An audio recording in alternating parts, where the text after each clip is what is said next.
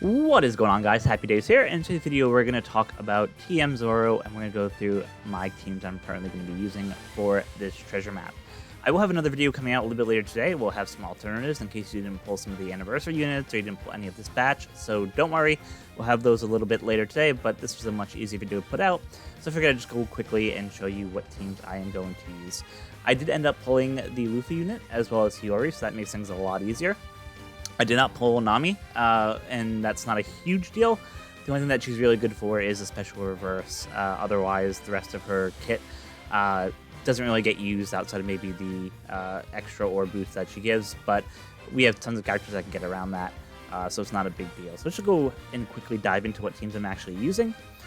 So for the Cat Viper fight here, they obviously want you to use a Dex team based on obviously the recommended units that's there.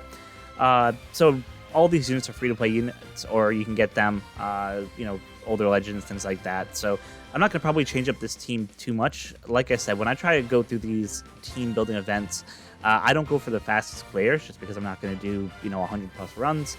So I just try to do, teams that I think will be able to get me through pretty high levels, at least in that 50 range, and be able to handle any of the gimmicks that are there. So this is the Cat Viper team. He's a quick boss, and basically what will happen here is that the Corazon on this team will help take care of the attack down that gets inflicted.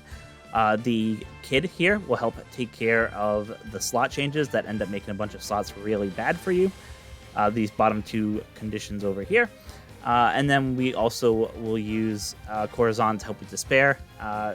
Between the 3 turns of Despair that Corazon gives you, plus 3 from sockets, we should be able to completely remove that Despair with no problem. And then it's just a simple matter of killing the units that there. So yeah, nothing too crazy there. We do have Laws the Captain just because he's a higher booster. He ends up doing 5 times attack, which is great. Otherwise, outside of that, he can also change block slots, which doesn't matter because we're going to have a Kid who can help change slots to Super Bomb anyway, so not that big of a deal. And he also does increase damage taken just to make sure we can kind of get through this content without too much of a problem. You can see I haven't filled out the rest of my supports here, but if I were filling them out, I would probably throw some more, maybe just around, boosting orbs or things like that. Attack, but really you can just throw boosters on here. This isn't that hard of a fight. I think out of the 4 bosses, the Jinbei and Robin are the toughest one, so if that's where you're going to be having the most struggle, just that's where it's important to keep your support units there and really have the most optimal. But for here, you can just do supports that just boost stats on all of them and be completely fine there. Let's go ahead and see Carrot. So Carrot is a Psy unit here. She doesn't do much, which, as you can tell, that's why they are only asking for 2 units if we look at the requested units or the benefit units here. So if we look at the different conditions here, so with Luffy having a recovery orb, he can help take care of the Despair. I believe Shanks is the one who takes care of the paralysis, which he does. And then I just structured this team so I had 4 more of the same color on there. That way you could just get that attack boost as well. And he can change all block slots, which is great as well. Luffy, as I mentioned, in his special, if he has a recovery slot, which you can get by hitting perfects, basically he can take care of 5 turns of Despair and Special Bind, which is awesome for us. So as long as you have those 2 characters, and Luffy's from the, I think it was the last TM that Luffy was in, and obviously Shanks was the Super Evolution Shanks that we got. This team should be pretty easy. Just fill that out with whatever quick units you have. In this case, I threw Nami and Karina, Robin, and this guy on here. And like I said, their specials really don't even matter if you have those 2. So I wouldn't worry too much about that. Like I said, I think this will be an easy fight as well. Next, we have Speed, who's a strength character. So the recommended unit here is just 1, which is awesome, which is the Whitebeard that we got from PKA. And basically, she'll do a couple gimmicks with Chain if it's below a certain amount. So in this case, you have 2.75 or less, you get a 99% attack down. In terms of the crewmate stun, that will get taken care of by Odin's HP cut, and he will also take care of the burn, which is why you really only need him there. So I just felt this team with whatever units you have that are most boosted that you haven't used in other teams. In this case, you can just see I just threw random boosters on here that were higher. But I don't think that this fight will be difficult at all, so that is the good news. The one that I do think is going to be a little bit tough, and this is the one where they actually recommend having the Zoro and Sanji from the anniversary batch. And this will probably be the one team that I do change up when I do some videos later on today of different teams.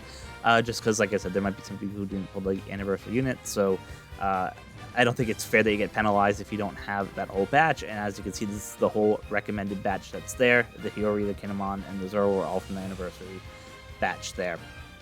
So if we go ahead and look at what they actually do to see why they're kind of probably the hardest out of the bosses and who I'd recommend going for on the map. So the Fair is actually taken care of by our captain. The potential ability of Zoro Sanji can reduce up to 5 turns of Fair if you have it all the way maxed up to level 5. Hiyori will take care of the special bind. The special of Zoro Sanji will take care of the defense up and the threshold there, which is great. And really, Kinemon's just there to take care of the special reverse that happens. He'll get rid of 1 turn of special reverse on himself, and then his special can go ahead and remove. It can rewind the special cooldowns of everyone else in the crew. So the bottom 2 are really just boosters that I just threw in there. So you can use whatever your highest boosters are. But for this team, they're really expecting to have that New Year's badge, which is kind of a pain if you do it. So now getting on to the 2 main events of this. So the one thing that I will say that it might change here is that right now I'm using some highest stat boosters. As you can see, I don't have Nami, as I mentioned, but really what she's really used for is that special cooldown reverse that gets applied to you on stage 3 of Zoro, and I believe it's on stage 2 of Sanji. Let me just check that real quick. No, sorry, it's on stage 3 of Sanji as well. So that's kind of the tricky part. So what I'm going to try to do is I'm going to try to stall that out. Now what I can do is, because I have a couple units on the crew here, Yamato and Robin there, I should be able to use Luffy's super type, and what that will let me do is it will let me go ahead and throw a delay on the unit. So I think that will be enough. For most times anyway, when you're doing this, I found that usually that first turn they just do some kind of really easy buff. So I might not even need the super type, but just to be on the safe side, I'm going to go ahead and make sure I have 2 of those characters in the form of Robin and Yamato on there, just to make sure that we can activate that super type in case I have to stall that extra turn there. So the game plan here, and this is where it becomes tricky if you didn't pull Hiyori, just because she takes care of so much on this fight. Let's go ahead and pull up the gimmicks real quick. So what we're going to end up doing is on battle number 2, in terms of the remove special effects or the blind, and the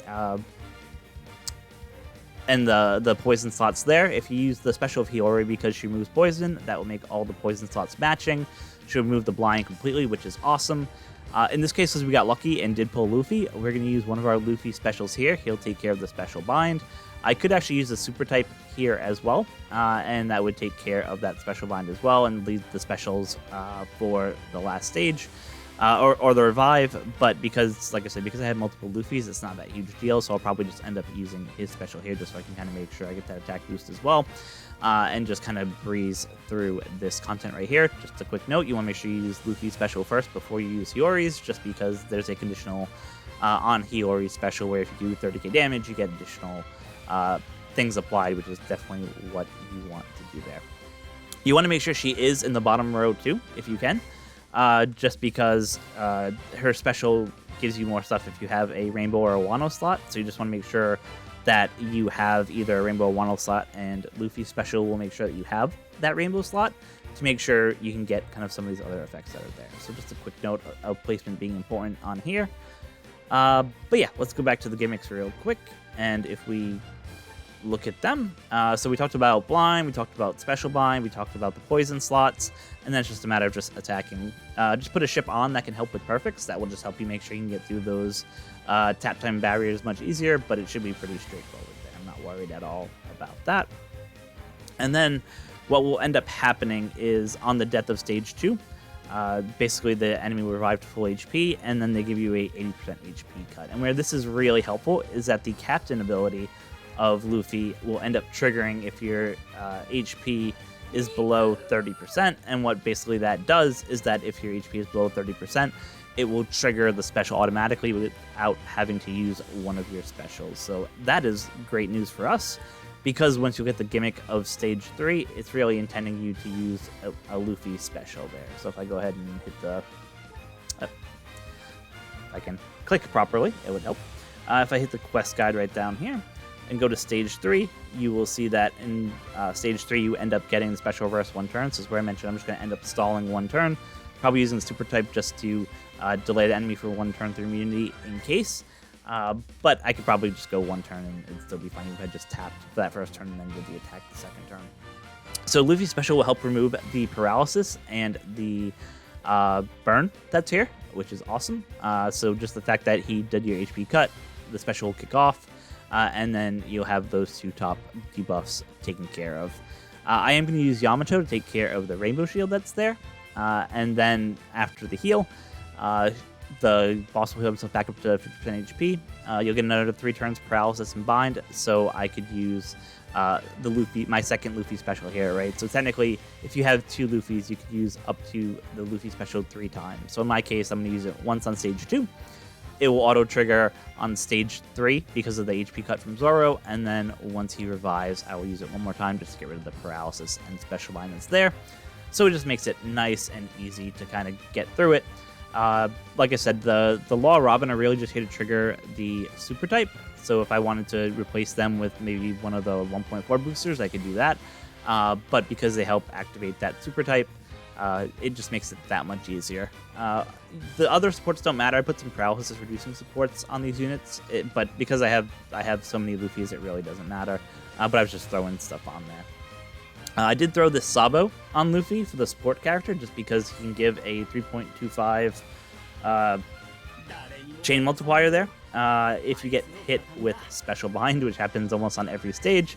So this will just help make sure that on stage 2, when you get that special bind, you'll just get a buff to the multiplier, and it'll just make killing stage 2 a little bit easier. So that's kind of my fully boosted team that I have. Obviously, if I had the new Nami character, I would slot her in where the Law and Robin is, and then everything would be hunky-dory, but I don't have her, so that's just kind of what it is.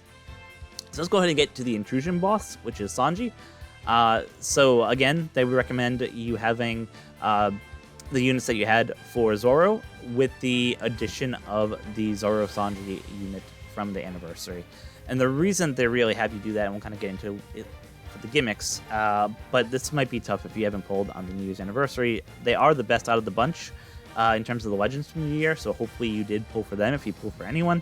And if you did, you should hopefully be okay here. But just going to the gimmicks here.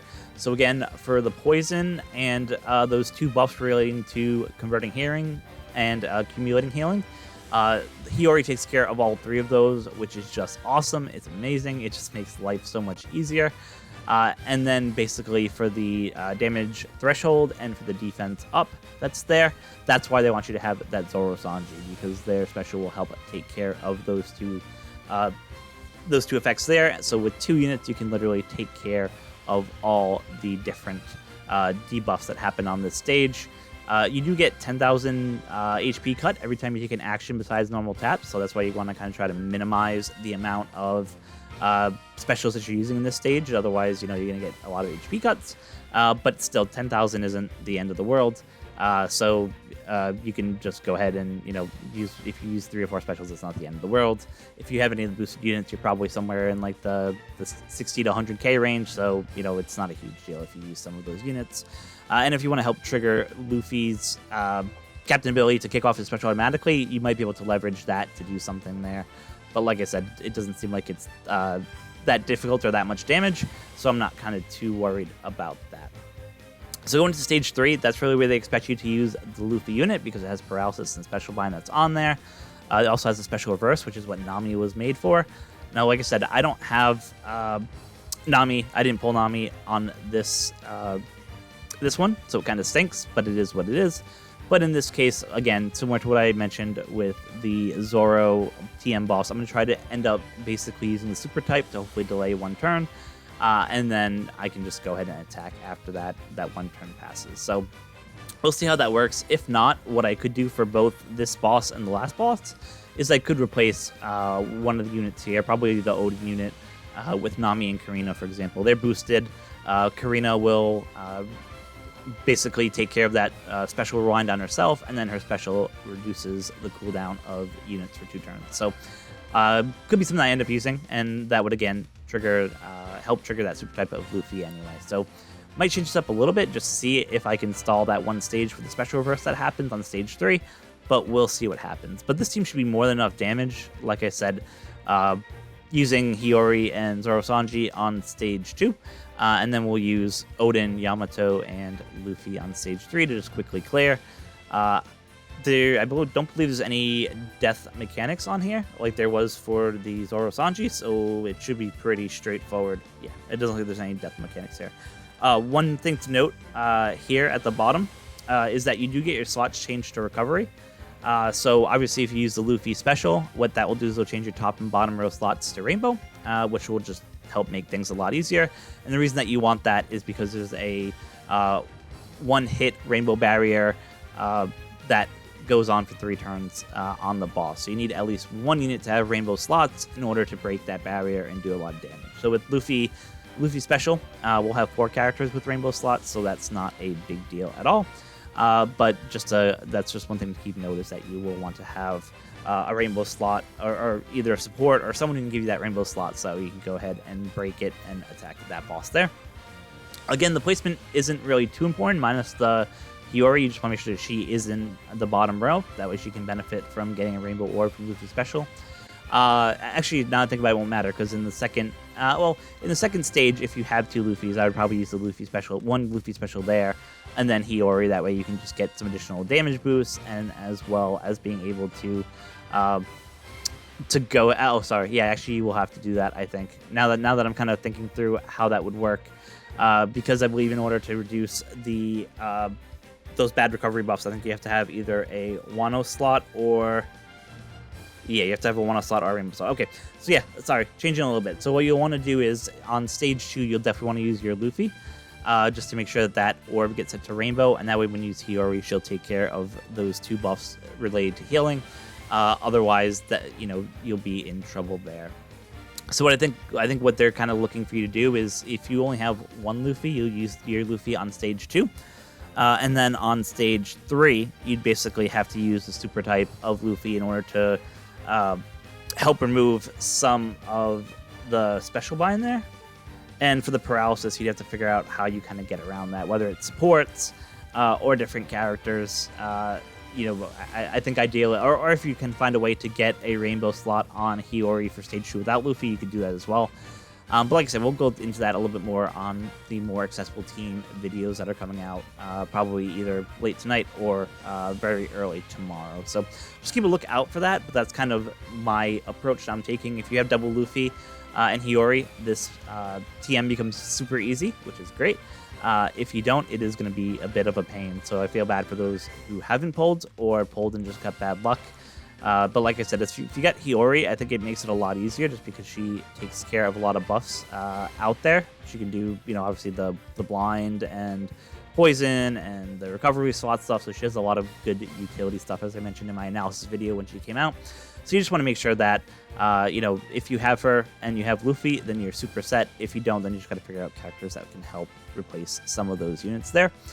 So with that, I'm going to wrap it up here. So that's my teams of what I'm going through.